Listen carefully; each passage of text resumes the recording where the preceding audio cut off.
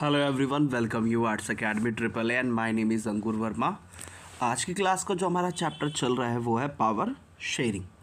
इसी के चलते जो हमारा प्रीवियस क्लास में जो टॉपिक चल रहा था वो है मेजॉरिटेरिज्म इन श्रीलंका। इसी के चलते आज की क्लास जो हम डिस्कस करेंगे सब टॉपिक, उसका नाम है रिएक्शन ऑफ श्रीलंकन तमिल्स।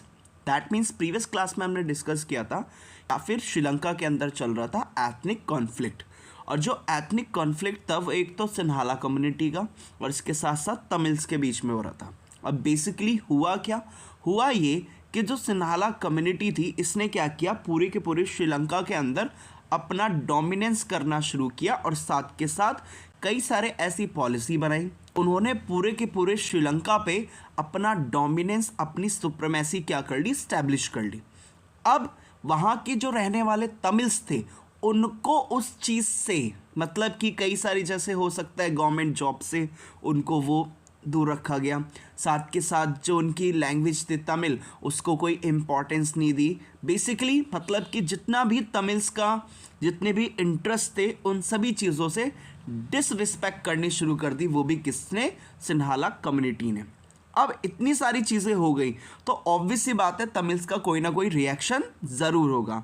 और आज की क्लास में हम यही देखेंगे कि जो सिन्हाला कम्युनिटी ने जो जो वहाँ पर एक्शंस लिए, अपनी सुप्रीमेसी को इस्टेब्लिश करने के लिए जो जो उन्होंने पॉलिसीज़ बनाई, उन पॉलिसीज़ को बनाने के बाद तमिल्स का क्या रिएक्शन था, कि तमिल्स ने क्या क्या कदम उठाए, ये हम देखेंगे। तो सबसे फर्स्ट पॉइंट क्या कहता है, देखिए तमिल्स ने क्या क्या रिएक्शन किया। तो सबसे पहला रिएक्शन निकल के आता है कि Sri Lankan Tamils launch parties and struggles. That means जो श्रीलंका में रहने वाले जो तमिल्स थे, और इसके साथ साथ आपको पता ही है वहाँ पे दो तरह के तमिल्स थे। एक वो तमिल्स थे जो ब्रिटिशर्स टाइम पे आए थे श्रीलंका में, और एक वो तमिल्स थे जो ब्रिटिशर्स से पहले आए थे, वो भी कहाँ पे, श्रीलंका में।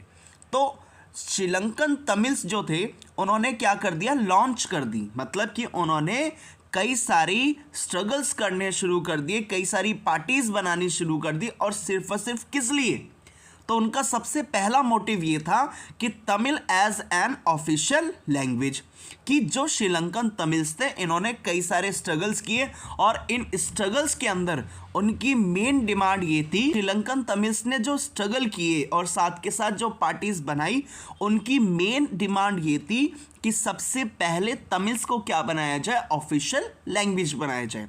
जैसे उन्होंने सिन्हाला को ऑफिशियल लैंग्वेज बना दिया, वैसे ही सेम तमिल्स की डिमांड ये थी कि भाई तमिल लैंग्वेज को भी क्या बनाना चाहिए, ऑफिशियल लैंग्वेज बनाया जाना चाहिए।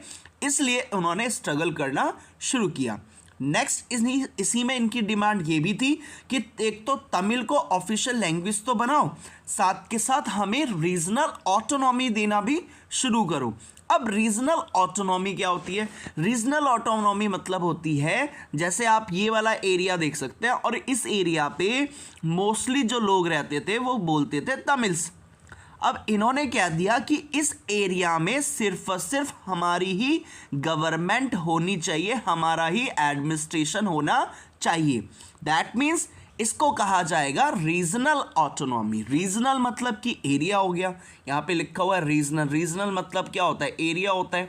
ऑटोनॉमी मतलब होता है सेल्फ गवर्नेंस, कि इन्होंने कहा कि जिस एरिया में हम रह रहे हैं और इस एरिया में सिर्फ और सिर्फ जो कंट्रोल होना चाहिए वो किसी और का कंट्रोल या किसी और का गवर्नेंस नहीं होगा, सिर्फ और सिर्फ हमारा गवर्नेंस होगा।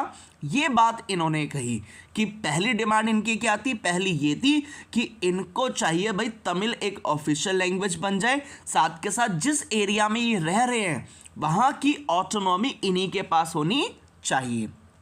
नेक्स्ट इन्होंने क्या कहा, नेक्स्ट इन्होंने ये कहा equality of opportunity. That means कि इन्होंने कहा कि इक्वालिटी होनी चाहिए, कि अगर अपॉर्चुनिटीज़ हो रही हैं, जैसे फॉर द एग्जांपल अगर इन्होंने कहा equality of opportunity, that means कि जॉब्स हैं उसमें इक्वालिटी होनी चाहिए, और साथ के साथ चाहे वो सिन्हाला हो चाहे वो तमिल हो, उन दोनों को अपॉर्चुनिटी मिलनी चाहिए कि वो भी जॉब ले सके, गवर्नमेंट जॉब ले सके।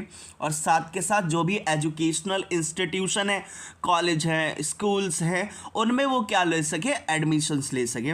इस तरह की उनको क्या चाहिए थे, इक्वालिटी ऑफ अपॉर्चुनिटी चाहिए थी कि जॉब्स में उनको क्या मिले, इक्वालिटी मिले, साथ के साथ अपॉर्चुनिटी मिले, साथ के साथ उनको एजुकेशनल इंस्टीट्यूशंस हो गए, स्कूल्स हो गए, कॉलेजेस हो गए, वहाँ पर उनको क्या मिले, इक्वालिटी मिले और सबको बराबर बराबर अपॉर्चुनिटी मिले।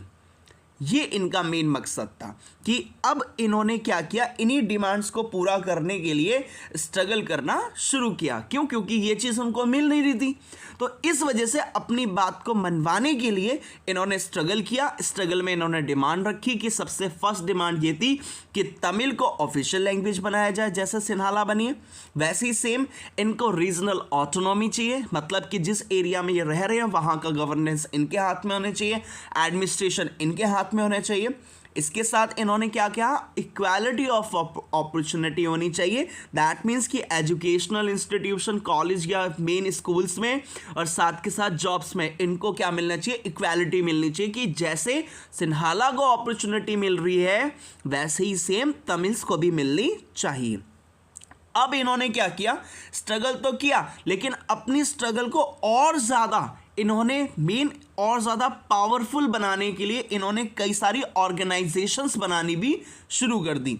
तो यहाँ पे क्या लिखा हुआ है, यहाँ पे ये लिखा हुआ है कि bye 1980s several political organizations were formed demanding an independent Tamil Eelam in the northern and eastern part of the Sri Lanka. साथ के साथ इन्होंने 1980s में एक ऑर्गेनाइजेशन बनाई और इस ऑर्गेनाइजेशन का नाम लिख दिया इन्होंने लिट्टे। लिट्टे की full form liberation tigers of Tamil इलम।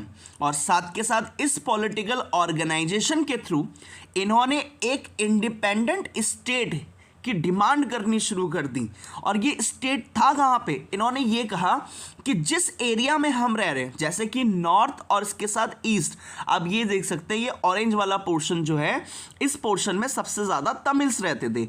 अब लिट्टे ने क्या कहा, लिट्टे ने डिमांड की कि भाई जो नॉर्थ ईस्टर्न पार्ट है, आप देख सकते हैं ये वाला पार्ट नॉर्थ ईस्टर्न पार्ट है और इस पार्ट में सबसे ज़्यादा जो रह रहे हैं वो तमिल्स रह रहे हैं। और इन्होंने कहा कि इसी पार्ट को सेपरेट करके हम एक अलग इंडिपेंडेंट स्टेट बना रहे हैं और उसका नाम क्या रखेंगे, तमिल इलम रखेंगे। तो यहाँ पे यही कहता है सेकंड पॉइंट कि 1980s में इन्होंने पॉलिटिकल ऑर्गेनाइजेशन बनाई जिसका नाम क्या था, लिट्टे। और लिट्टे ने डिमांड की, और लिट्टे ने डिमांड ये की कि हमें एक इंडिपेंडेंट स्टेट चाहिए और उसका नाम हम क्या रखेंगे, तमिल इलम रखेंगे। अब ये तमिल इलम बनेगा कहाँ पे, तो तमिल इलम बनेगा भाई northern and eastern part of Sri Lanka, जिस एरिया में सबसे ज़्यादा तमिल्स रह रहे थे, और उसी को वो अलग करके एक सेपरेट इंडिपेंडेंट स्टेट बनाएंगे जिसका नाम क्या रखेंगे, वो तमिल इलम रखेंगे। तो ये भी इनकी डिमांड होनी शुरू हो गई। साथ के साथ अब हुआ क्या, अब मेन चीज़ ये हुई, distrust between the two communities turn into the wide spread conflict. अब श्रीलंका के अंदर जो सिन्हाला थे और साथ के साथ जो तमिल्स थे, इन दोनों के बीच में क्या हो गया, डिस्ट्रस्ट हो गई कि दोनों को ही एक दूसरे पर भरोसा नहीं था। और साथ के साथ दोनों के ही बीच में क्या होने लग गया, कॉन्फ्लिक्ट होने लग गया, लड़ाई होने लगी। और आपको पता होना चाहिए कि जब एक कंट्री के बीच में दो कम्युनिटीज़ के बीच में लड़ाई होना शुरू हो जाती है, वॉर होना शुरू हो जाती है, इसी चीज़ को कहा जाता है सिविल वॉर कहा जाता है। कि दैट मीन्स कि जब एक कंट्री के अंदर ही एक कम्युनिटी दूसरे कम्युनिटी के अगेंस्ट में हो जाए, कॉन्फ्लिक्ट होना शुरू हो जाए, लड़ाई होना शुरू हो जाए, इस चीज़ को क्या कहा जाता है, इस चीज़ को कहा जाता है सिविल वॉर। तो बेसिकली एक तरह से सिविल वॉर क्या है, a civil war a violent conflict between opposing groups within a country that becomes so intense that it appears like a war।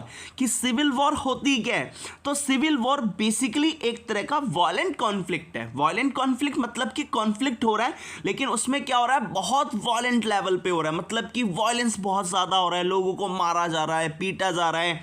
इसके साथ साथ मतलब वायलेंस बहुत ज़्यादा बढ़ गया है। कॉन्फ्लिक्ट हो रहा है, लड़ाइयाँ हो रही हैं, वो भी किसके बीच में हो रही है? ग्रुप्स के बीच में हो रही है।